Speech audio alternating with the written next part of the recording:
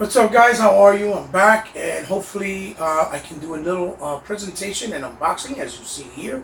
It took me a little long or a little while because I had not even realized that there was a Sekiro collector's edition that was available through certain venues at a certain price. And usually, I'm not really all for the collector's edition unless I feel that you're getting a lot for the price that you're paying, right? And in this case, that was the case.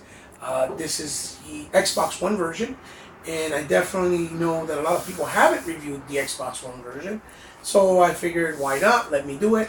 Shout outs to Boom. I think he did one, as far as I know, from the only people in our community that does Xbox videos that did one. So I figured, what the hell, why not? Because I've seen just the PlayStation version. So, before I get into it, I'll go down a little history with myself as being a From Software fan and somewhat of not of a fan. And I'll explain as I'm going along, obviously. And this box here was $89.99, and I got it through GameStop. Then they messed up something with my order because they ordered it for PS4. Because in my local town, it's a more PlayStation 4 centric branch and not Xbox. So they confused the order, and they had to get it to the warehouse, and luckily they found one, and voila, I just got my hands on it. I'm just grateful that I did, and that they, I didn't miss out, because I was late to the game and didn't pre-order it. It was late when I did it, and I didn't even know that it was available and what it brought. So I've always been very honest with you guys, my audience. I always told you guys, and I always like to talk, but I like not to talk only, but I like to show the proof and walk the walk, right? Of why I say what I say. And I became a From Software fan back in the OG era because they were around originally on the PS1 and PS2. They used to do a lot of like dungeon type RPG stuff, kind of like the first beginnings of what we know today as the Dark Souls series. And they also did a lot of mech stuff, which I actually enjoyed and like a lot of the mech games, but because they ran so poorly on PlayStation 1, and a lot of them didn't meet their way to the Saturn, because the Saturn wasn't a hit, I couldn't really get them, so I just chose not to play them, and I bypassed them.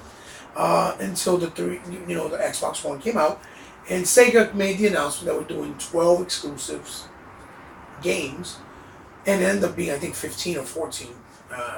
And it was all said and done. Only that were only for Xbox One, and it was a deal that Peter Moore set up, and it just so happens that a couple of those games end up being From Software games, and I was introduced to their world of action adventure games, or action hack and slash adventure with the elements of RPG, and it all started with my favorite game of their library from that era, which was Otogi. And Otogi, really is the way you pronounce it. The Myth of Demons, as you see up there, was only on Xbox. And honestly, till this day, it was published by Sega. This game has only been on OG Xbox. It hasn't been on PC, I believe. It hasn't been on any other platform. It is exclusive to OG. And for that reason alone, I've never let go of my OG, and I still own the copy of the game. And I really hope, because of the backwards compat, Sega and From Software both are kindred enough, right, to say, hey, listen,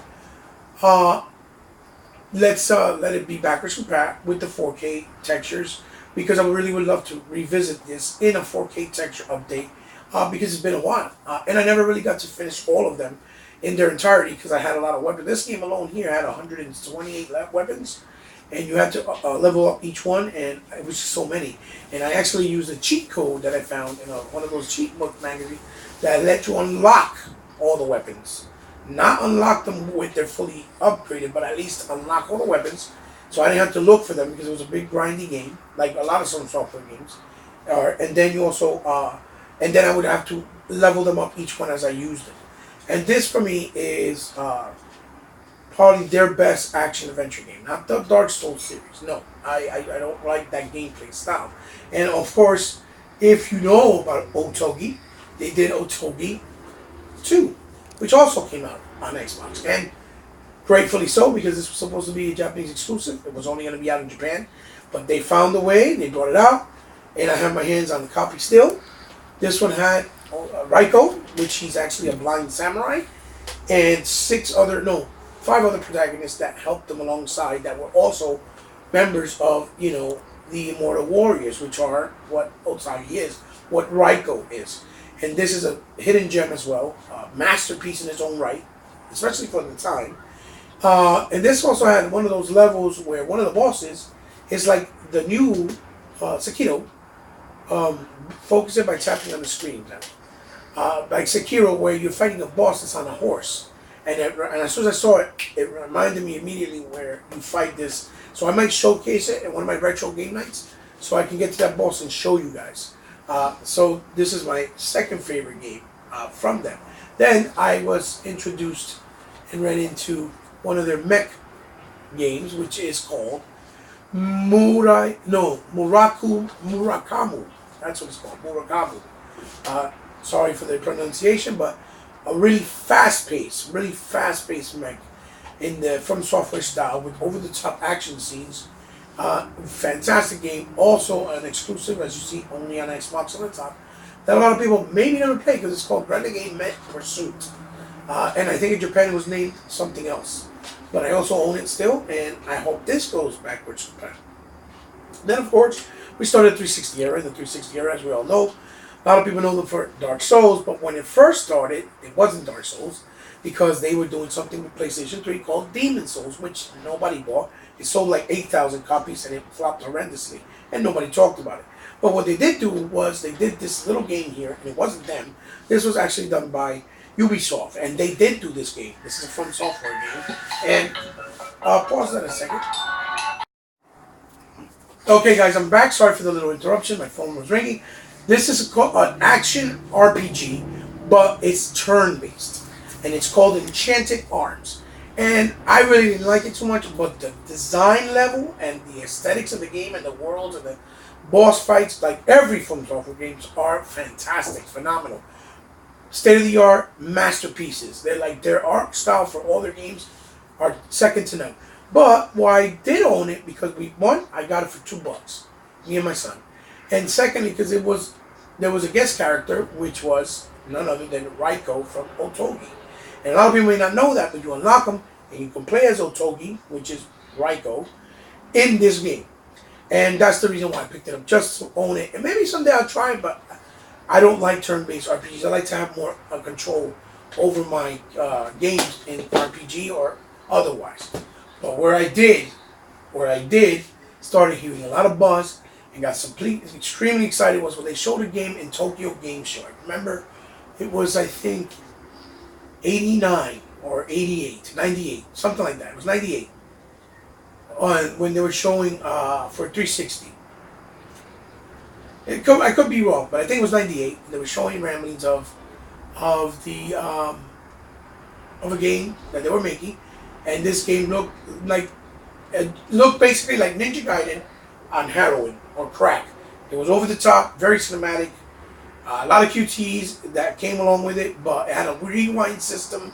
It was really different, but extremely beautiful.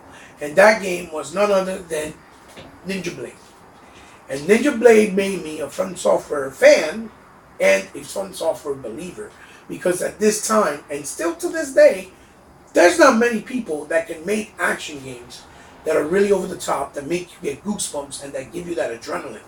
Only some people can still do that, particularly and predominantly Platinum Games, as we all know, with their games like Bayonetta and Vanquish and the upcoming, Astro Chain for the Wii U. And so From Software proved that they have what it took. And this game here is right there, right alongside, to me, with Ninja Gaiden. Now, it may not have the complexities and intricacies of the combat system of Ninja Gaiden, but it definitely has the adrenaline and the rush and the cinematic style and flavor of an over-the-top action game like Ninja Gaiden, with fantastic gameplay. And this game, I definitely want backwards compat. This game was open when you finished it. It deserves a sequel, and I hope that someday From Software, Sega, because they also published it again, And also, Microsoft would have it in their heart to try and take a risk and make a sequel, because the game, I think, deserves a second chance. And it was exclusive to the Xbox 360. I believe it still is. I think it did come out on PC many years later, but I could be wrong. Um, and then, of course, obviously, as we all know, they entered the realm of the Demon Souls again with Dark Souls 1, which we don't own because Dark Souls 1 Remastered is very expensive, and my son got rid of the original one. So what we do have here is we own Dark Souls 2 Remastered. This is all my son's, but just to show you guys that we are From Software home. We like From Software games. And then he has Dark Souls 3. And I'm going to be honest, these games look incredibly beautiful. The design, the boss battle, even the music, phenomenal. But the problem is, I do not like the style of gameplay that they did, where you have to continuously die, learn how to level up, go back and forth. Basically, the way you play it is designed by you dying and trying over and over again in a grind. Picking up loot, grinding, dying over and over, roll, block, roll, swing. I hate that style. I think it's very slow, and I think it's extremely boring and extremely tedious. No offense to Dark Souls fans, but that's why I do not like it. This one was also them on PlayStation. It's a little bit more simplified, so maybe I can deal with it a little bit better, but I still don't like it. I do love the world. The Renaissance era, fantastic era, beautiful era, an era that hasn't been tackled really a lot in a lot of video games. But to give you guys the idea, which you already know, if you bought PS4, most PS4 owners probably tried this at least if they don't own it. Bloodborne looks, the graphics and the character designs are incredible.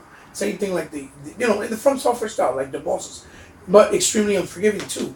Very difficult. My son is trying it now to try to prove a point, which he doesn't need to, and he's really already aggravated because it's just very tedious and monotonous the way you have to play the game. So, with that little history of how we feel and how we were introduced, and I was particularly, and then I passed that forward to my kids, or my boys, to be exact, about From Software, the history, and how much I appreciate what they do, and that made me get really ecstatic and excited for Sekiro, and that's how you pronounce it in English. Now, if you want to be technically, correct or politically correct, then you would say Sekiro, because that's how it's pronounced in Japanese, or with the Japanese, accent, if you will. Because I don't want to offend nobody. You know how it is. Everybody's sensitive nowadays. But Sekiro, aka Sekiro in English, got me really excited because it feels like they're going back to their roots. Mainly to the Ninja Blade with the Otagi roots, where you have a slow pace, more type of action, but it's one weapon with different powers, magics, and you got the rope that you swing on and that lets you, glide up and down, and also with a little bit of mixture of tension, where you actually stealth and you can do stealth kills. So my expectations of this game are very high. It doesn't matter that everybody is buzzing around saying, "Oh, that the game is too hard, that the game is too difficult." These games are about the counter block combat system, just like Ninja Gaiden. You need a lot of patience because they have a learning curve. But once you start to develop that patience and learn the learning curve, they become like second nature, and you're able to actually play them with no problem. So I'm up for the challenge, and I hope to beat Sekiro, and I hope that I have the time to play it, because these games take the time to play because they are hard and they're difficult, just like Otagi was. Just like Ninja Blade, you played on difficult, but they had an easy mode. So I'm happy that we were able to obtain the collector's edition. This artwork in the front is beautiful, very feudal Japan, and you guys have already been very vocal that I love games based on feudal Japan. Then you have obviously the name on top, and you have the name on the bottom, like this, like so, and then in the back shows you what it brings, which we'll go over, and what looks to be, as you see here, a statue of the main character, which I don't know if his name is Sekiro, because I think Sekiro means something else, if I'm not mistaken. And he is a shinobi, which is a ninja samurai. It brings coins of currency of how you buy in the game or ancient Japan, the way they use those coins. An art book, a digital soundtrack, a scroll map of the land that is used like a replicated real life scroll, the way they used to do them back then in ancient Japan, which looks gorgeous for what I've seen, and a really beautiful, authentic, exclusive steelbook that comes only with this one that's in white. And that's what really drew me the most because I love the white aesthetics mixed with the visuals of Japanese and ancient Japan. And feudal, like samurais and things like that. It looks gorgeous. And the game, obviously. There is another steelbook out there, and then the regular version that you were able to get only through Amazon. So what I'm going to do is take a quick pause. We'll open it up, and then we'll start to dive into what it has, and you can see it. So I'll be right back. So guys, we're back. Like I was trying to say, we start off, you see this beautiful artwork that comes in the box. And this is actually a sleeve. So it slides right off the actual encased box in the bottom. And when we get here in the encased box, as you turn it this way, is a beautiful, symbols and written words in Japanese of Sekiro. Maybe, I believe it's what it says is Sekiro, shadows dies twice. I think that's what these two words are, and that's why you see that there. And the box almost has a kind of I'm gonna turn it this way. I want to see. I think it's a flip box. Yeah, it goes like this. It has kind of a look, almost like a wooden look of like an ancient treasure. Really nice wrapping, as you can tell right away. It basically has I guess a paper of how they did the actual statue, the resin. And you can cut it out, and it tells you how to attach certain things that come with it. That's what that is. Does it come in the camera? Then there's obviously the styrofoam that comes on top. And what we'll do is we'll start off with the I'll start off showing you guys what looks to be. Wow, that's kind of hard to take out from there. Oh, that's not coming out right now, so we'll start off with, this is the steelbook. Like I said, the steelbook, extremely really well done in white, with the back of Sekiro, right, Shinobi, of him, and image of the sword on his back and his electrical or skeletal mechanical hand. It comes sealed with obviously one of these Xbox stickers of protection to show you that it's the Xbox version. I kind of wish it came with the regular box, but I'll probably have to find one later on. And here's the game. It has a nice image of him, of his side profile. And it's really beautiful. This is what it looks like when it's expanded in the back. Like that. And beautiful piece that goes. We'll start off with that and put it there on the side. Then the second thing we have here is the art book. And the art book is made with it feels like a, I want to say suede, but it's not suede. It's like the old cloth material that some books come with.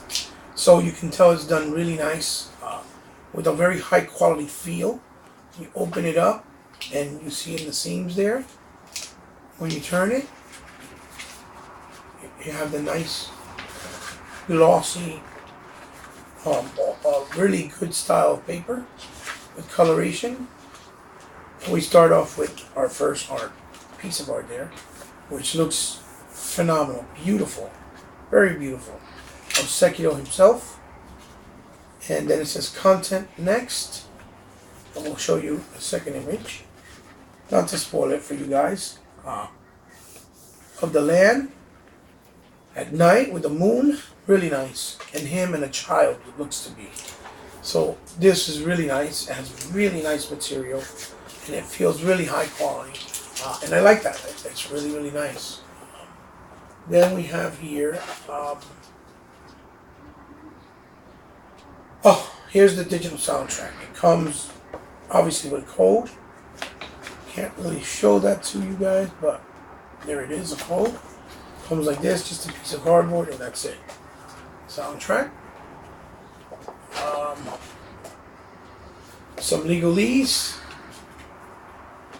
And then we have next is the scroll. And it's even tied up with like a fake bamboo ribbon, like they would do back in the day. And I don't want to mess it up because I like the way it looks. So I'm gonna just, I don't think I can replicate that knot again. So what I'm gonna do is, I'm gonna gently slide it off. That's what she said, right? And then open it up like so. And of course I'm gonna have it backwards. And it's pretty lengthy, and as far as how long it is, it's about, I would say, 15 inches long. It is basically of the land. I don't know how that's coming in, but it looks really nice, and it feels like the ancient paper that we use. Basically, they would use paper of skins of animals, and that's how they would do it a lot of times. Really well drawn. You can tell they had fun doing it. I don't know who did it, but it looks pretty authentic. It's a replica, so it could have been, an American. Doesn't necessarily, a Japanese person did it. But I don't think they meant any offense by it. Of course, you got to be technical and explain everything, because in the world we live in today, forget it. Everything is a problem. Everybody cries about everything. So let me see if I can put this in here, back again, or slide it in there carefully, like so. Very nice. And then you just gently, there you go. Really nice. So there's the scroll. Then I'm going to show you guys. This here is suede padding. It feels like suede padding. I'm trying to get these coins out because I think this is going to be not a problem, but this is giving me a hard time. So I'm going to pull this up just to see if it's tied up from the bottom. And if that seems to be the problem. And nope, that doesn't seem to be the case. So, let's see. Let's pull this out. Somehow. Some way. Oh boy. Ah, jeez, that was tough. It's almost like they glued it down, huh? Let's see.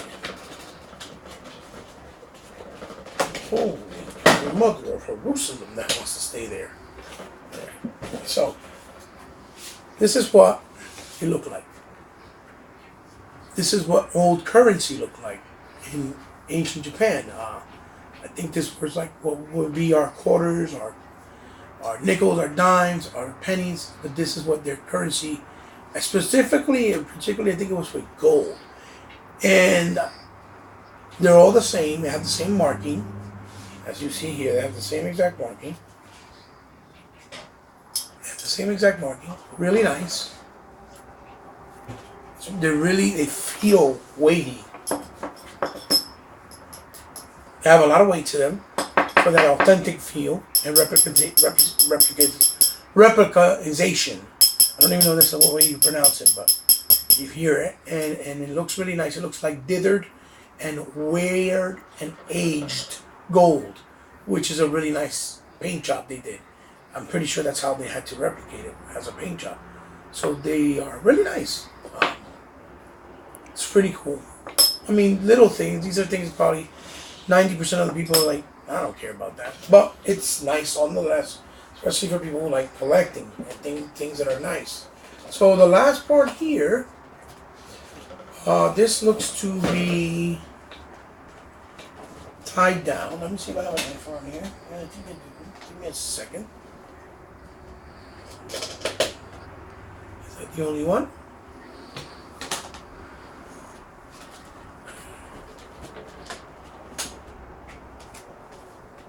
Okay. There's another one there. Excuse me, ladies and gentlemen. Give me a second. That in right there. And I think I have one.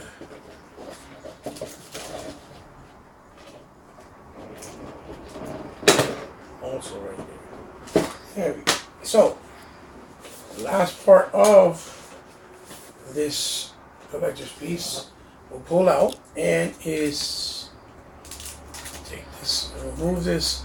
Now, I'm going to be real honest with you. I'm not a big fan of statues. But the fact that this collector's edition was priced, okay, and it's not really that you just plug this in right here, like so. For the effect, I think it goes this way. Again, can't really see the hole the correct way. Okay, I think it's like this. Okay, I think that'll stay, and the back doesn't move, and the one on the sheath, which is actually kind of cool. I wish I brought another one because this sheath here is open, but it would be, yeah, okay, I see what they did, I'm not really a fan of statues, but because this collector's edition came with so many things for just $90, I say, hey, what the hell not? I mean, it's a nice piece. I have the statue for Rico, which a lot of people didn't get, and that thing is enormous compared to this. It was worth every penny, and that was only $125. And that came with a bunch of stuff, a compass, the steelbook, the game, soundtrack, some artwork, some lithograph. It came with a bunch of stuff. Just to show you the comparison of how Microsoft does things as well. They really put in forth effort. The only difference, the statue itself was more resin and plastic than actual statue traditional, in the traditional sense. Resin that they use for just plain statues that are more expensive and pricey. The reason why I don't like statues, one, because I like to pose things and play with them the way I want them at any time. And this looks really good. My assistant, which is my son, he's the one who's this is the back end of it. That's wielding the camera. A nice shot of his face with the with the sword. This looks really good.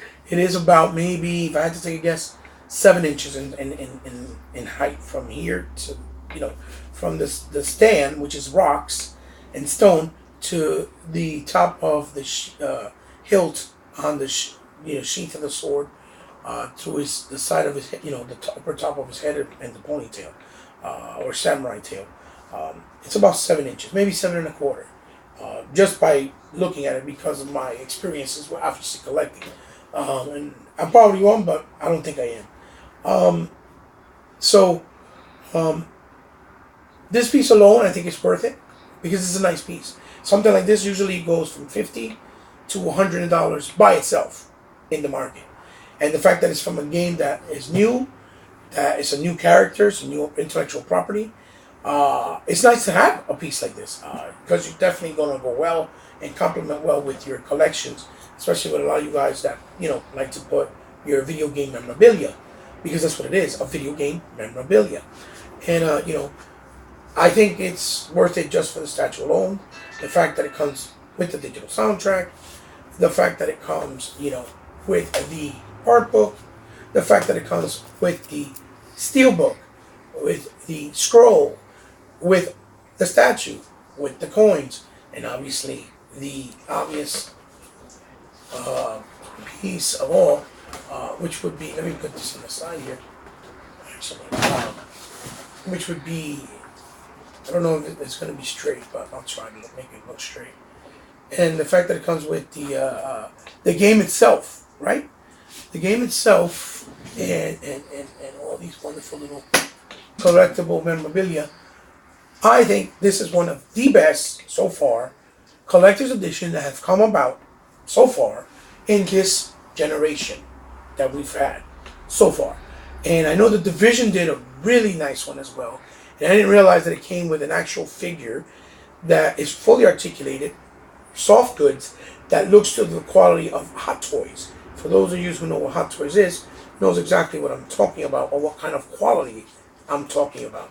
And if I see that on sale in Amazon or somewhere, I'm definitely going to try to pick it up just for that statue or that figure or collectible, quote unquote, adult collectible, just for that alone. So, I think this is a phenomenal piece, phenomenal price. I feel more than blessed. And thank you to my boys that all chipped in with me to actually pick it up because I didn't have the whole $90.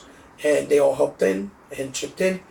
And we were able to get it. And thanks to my local GameStop and my manager there, my friend Manny, that is a branch manager, that took the time with Furby also to go the lengths to get it for me and make sure that it happened because they know how much I would appreciate it and wanted it.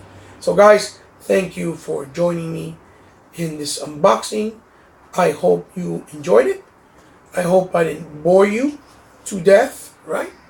And I hope that it was insightful and maybe motivate you guys to go out there and hunt it down and get it. And the aftermarket, you probably have to pay a little bit more pricey for it, or a little bit more. But if you enjoy the game and love what you see, I'm pretty sure it'll be well worth it for you. The only thing I can give you as a little advice before I go is from whatever you see, whenever you hear something about a collector's edition or anything that's special that may bring other stuff that may be worth it to you and you might have to pay a little bit more, just pre-order it. Pre-order it. That way you don't miss out because your store will automatically get the copy. And if you change your mind, you can always just cancel it. They have a copy there and someone else can always buy it. So it's a win-win for everybody. Thank you guys. Love you very much. Hebot Unboxing. Sekiro, Shadows Dies Twice. I know it took me a while, but I'm ready to dig in, and try out the game. Love you guys. See you soon. Thumbs up. Beautiful unboxing. I mean, beautiful piece for this unboxing. See you soon, guys. Later.